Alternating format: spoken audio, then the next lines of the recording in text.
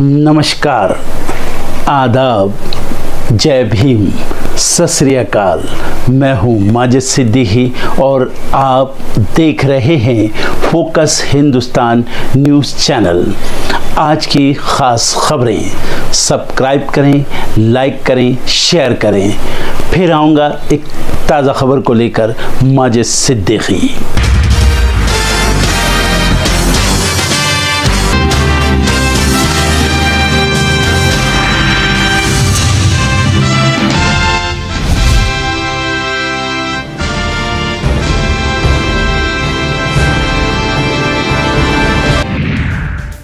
आम चुनावों के नतीजों पर मंथन करेगी कांग्रेस। आज पार्टी की CWC की बैठक, राहुल और प्रियंका गांधी भी बैठक में होंगे शामिल। 15 जून से प्रारंभ हो सकता है 18वीं लोकसभा का पहला सत्र, नई कैबिनेट करेगी अंतिम फैसला। लोकसभा चुनाव के बाद यूपी के CM योगी की मंत्रियों के साथ पहली बैठक, आज कामकाज को लेकर भी होगा मंथन। आज हो सकती है ओडिशा के नए CM के नाम की घोषणा। भुवनेश्वर में बीजेपी विधायक दल की होगी बैठक। मोदी मंत्रिमंडल में छत्तीसगढ़ को मिलेगा प्रतिनिधित्व, CM साय की कैबिनेट में भी होगा बदलाव। एनडीए सरकार के भविष्य को लेकर शंकाएं, दल बदल की सियासी चर्चाओं ने पकड़ा जोर। हालांकि एनडीए नेता एक सुर में बोले, हम मोदी सरकार के साथ। संकट में जूझती बसपा को कांग्रेस से बड़ा खतरा, बीजेपी से हाथ मिलाने की भी चर्चा शुरू। राजधानी दिल्ली में पानी की कमी नहीं हो रही दूर, राजधानी के लोग हुए परेशान, आज जल बोर्ड की बैठक। इंग्लैंड और ऑस्ट्रेलिया आज होंगे आमने सामने, जोफ्रा आर्चर की गेंदबाजी पर होगी सबकी नजर, ऑस्ट्रेलियाई बल्लेबाजों पर बना सकते हैं दबाव। यूपी MP में परेशान करेगी गर्म हवा, महाराष्ट्र कर्नाटक में भी भारी बारिश की चेतावनी, IMD ने जारी किया अलर्ट। रूस की संप्रभुता पर खतरा दिखा तो परमाणु हमले से परहेज नहीं करेगा रूस, पुतिन की पश्चिमी देशों को धमकी। हती ने संयुक्त राष्ट्र के 9 कर्मियों को बंदी बनाया, आर्थिक तंगी के चलते विद्रोही गुट के कृत्य का अनुमान। रूस में 4 भारतीय मेडिकल छात्र नदी में डूबे, नोवगोरोड स्टेट यूनिवर्सिटी में कर रहे थे पढ़ाई। ताइवान को चारों तरफ से घेरने की कोशिश कर रहा चीन, सीमा के पास भेजे 6 नौसैनिक जहाज और सैन्य विमान। इमरान खान का जेल में जलवा, हर महीने मिलने वाले लोगों को लगा तांता, आदियाल जेल ने 246 दिनों का जारी किया आंकड़ा। रामोजी ग्रुप के चेयरमैन रामोजी राव का निधन, PM मोदी ने जताया दुख। नीट एग्जाम में कथित गड़बड़ी का मामला सुप्रीम कोर्ट पहुंचा, रद्द करने की मांग। RBI ने विकास दर के अनुमान को बढ़ाया, कहा ग्रामीण क्षेत्रों का होगा ज्यादा विकास। रेल यात्रियों को झटका, 3 वर्षों में 84 से 76 किलोमीटर प्रति घंटे हो गई वंदे भारत की औसत गति। यात्रियों के लिए जरूरी खबर, आज कई ट्रेनें होंगी रद्द, कई गाड़ियों का बदला गया रूट। इसको देख लीजिए, ये नॉर्मल ट्रेडिंग है, ये नॉर्मल ट्रेडिंग है, ये ग्रे वाली नॉर्मल ट्रेडिंग है, और ये जो ट्रेडिंग है ये अबनॉर्मल ट्रेडिंग है, ये 2-3 गुना है, और फिर ये हुआ है नुकसान। हम JPC चाहते हैं, हम इन्वेस्टिगेशन चाहते हैं, और देश इसकी सच्चाई जानना चाहता है। राहुल गांधी का आरोप है कि नरेंद्र मोदी और अमित शाह ने लोगों से शेयर खरीदने की अपील की, लेकिन 4 जून को सारे शेयर धड़ाम हो गए, जिसके चलते लोगों को 30 लाख करोड़ का नुकसान उठाना पड़ा। राहुल गांधी ने इसी मामले में JPC यानी कि ज्वाइंट पार्लियामेंट्री कमेटी से जांच कराने की मांग की है। इससे पहले भी मोदी सरकार के रहते JPC की मांग की जा चुकी है, लेकिन क्या आप जानते हैं ये ज्वाइंट पार्लियामेंट्री कमेटी होती क्या है और इसकी ताकत क्या है? चलिए हम आपको बताते हैं। दरअसल संसद को एक ऐसी कमेटी की जरूरत होती है जिस पर पूरा सदन विश्वास कर सके। किसी बिल, सरकारी गतिविधियों में वित्तीय अनियमितताओं की जांच के लिए JPC का गठन किया जाता है। अब सवाल ये है कि इसकी जरूरत क्यों है? जांच तो वैसे भी हो सकती है। तो आपको बता दें कि संसद के पास बहुत सारा काम होता है और समय कम। ऐसे में कोई मामला इस बीच आता है तो उस पर गहराई से विचार नहीं हो पाता, इसलिए ज्वाइंट पार्लियामेंट्री कमेटी का गठन किया जाता है। इसे संयुक्त संसदीय समिति भी कहा जाता है। JPC में जांच के दौरान समिति के सदस्य अलग अलग सहयोगियों, विशेषज्ञों और अन्य लोगों की मदद ले सकते हैं। कुछ मुद्दों पर आम जनता की सलाह भी ली जाती है। हालांकि इसे पूरी तरह से गोपनीय रखा जाता है। जांच से जुड़ी रिपोर्ट को सार्वजनिक करने का फैसला सरकार लेती है, पर समिति के अध्यक्ष मामले को लेकर मीडिया को जानकारी देते रहते हैं। जांच रिपोर्ट संसद में पेश होने के बाद JPC को खत्म कर दिया जाता है। तो निष्पक्ष जांच की आस लिए राहुल गांधी JPC की मांग कर रहे हैं। अब ये मांग पूरी होती है या नहीं, ये देखने वाली बात होगी। 13th May 2024, the Home Minister says, buy shares before 4th of June. This is a clear indication to retail investors and others to buy stock. 19th May, for the first time, and then repeatedly until the 28th May, the Prime Minister says that the stock market is going to break records on 4th June. Finally, on 1st June, completely fictitious exit polls are released. These investors are given a completely wrong impression. And on the 3rd of June, as we all know, the stock market breaks all records and then crashes on the 4th of June. Whoever has made money as the stock market rose and also as the stock market crashed.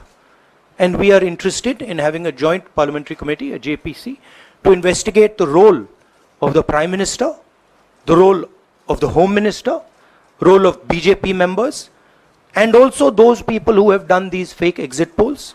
And finally, we want to understand who are the people, these foreign investors, who did these trades. So we want an investigation for that. प्रधानमंत्री ने देश की जनता को investment advice क्यों दी, और 5 करोड़ परिवारों को जो इन्वेस्ट करते हैं उनको प्रधानमंत्री ने, होम मिनिस्टर ने स्टॉक खरीदने का आदेश क्यों दिया।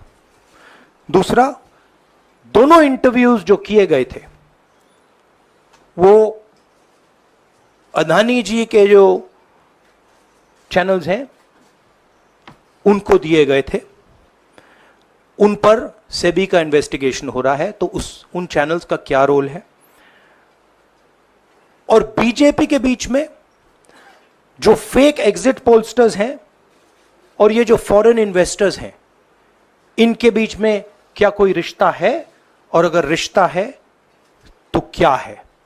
हम जेपीसी चाहते हैं, हम इन्वेस्टिगेशन चाहते हैं, और देश इसकी सच्चाई जानना चाहता है।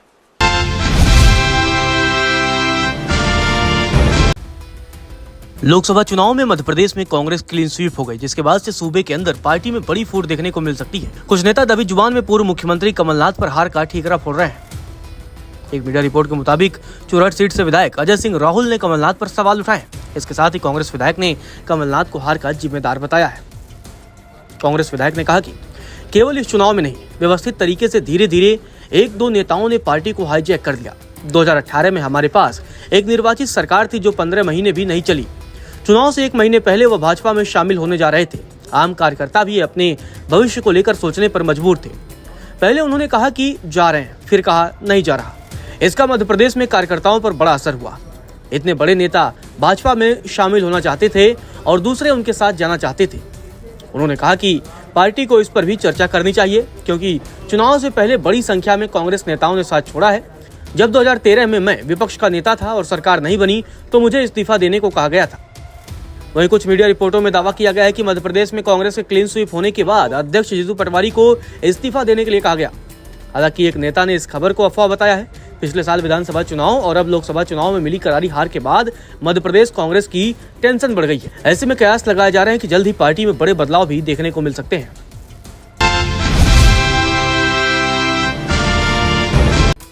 कंगना को थप्पड़ मारने के बाद सीआईएसएफ की महिला जवान को हिरासत में ले लिया गया। अब सवाल यह है कि हिरासत में लिए जाने के बाद महिला के साथ क्या क्या कार्रवाई की जा सकती है। इन सभी जवाबों पे हमने सुप्रीम कोर्ट के एक एडवोकेट से बात की और उन्होंने बताया कि थप्पड़ मारने की स्थिति में आईपीसी की अलग अलग धाराएं लगाई जा सकती है। यह निर्भर करता है कि थप्पड़ किन स्थितियों में मारा गया है। थप्पड़ मारना अपराध की श्रेणी में आता है। इसके लिए आईपीसी के सेक्शन 323 के तहत मामला दर्ज करके कार्रवाई की जा सकती है। सेक्शन 323 कहता है कि अगर कोई व्यक्ति को जानबूझकर नुकसान या फिर चोट पहुंचाता है तो उसे 1 साल की जेल हो सकती है, 1000 रुपये जुर्माना भी लगाया जा सकता है, या जेल और जुर्माना दोनों लगाया जा सकता है। ये भी हो सकता है कि शख्स ने बदसलूकी की हो और फिर सामने वाले शख्स ने इसकी प्रतिक्रिया दी हो। ऐसा होने पर सजा को बदला जा सकता है और केस भी खारिज किया जा सकता है। अगर किसी इंसान दूसरे को डराने के लिए आपराधिक बलों या फिर प्रतीकात्मक हमला करता है और उससे कोई क्षति नहीं होती है, लेकिन अगर पीड़िता घबराता है तो आरोपी को सेक्शन 358 के तहत दोषी माना जाता है। आईपीसी की धारा 352 कहती है कि अगर कोई शख्स बिना किसी उकसावे के पीड़ित पर हमला करता है या क्रिमिनल फोर्स का इस्तेमाल करता है, ऐसे मामलों में 3 महीने का कारावास और 500 रुपए तक का जुर्माना लगाया जा सकता है या फिर दोनों हो सकता है। इसके अलावा आईपीसी के कई प्रावधान हैं जिनमें यह मामला दर्ज किया जा सकता है। हालांकि जांच रिपोर्ट सामने आने के बाद यह तय किया जाएगा कि कौन सी धाराएं लगाई जा सकती हैं। एडवोकेट ने यह भी बताया कि इस मामले में यह भी जांच का विषय हो सकता है कि क्या उस महिला जवान के पास कोई हथियार था या थप्पड़ मारने के बाद सांसद को और नुकसान पहुंचाने का इरादा था, ड्यूटी के दौरान थप्पड़ मारा। यह भी जांच में अहम पेच साबित हो सकता है। इसके अलावा सर्विस से जुड़ी कार्रवाई भी की जा सकती है। हालांकि कार्रवाई कितनी होगी यह जांच रिपोर्ट सामने आने के बाद पता चलेगा। एक्सपर्ट्स कहते हैं कि जिस समय यह घटना हुई उस समय क्या हालात थे, महिला जवान ने अचानक ऐसा किया या इसकी वजह कुछ और थी।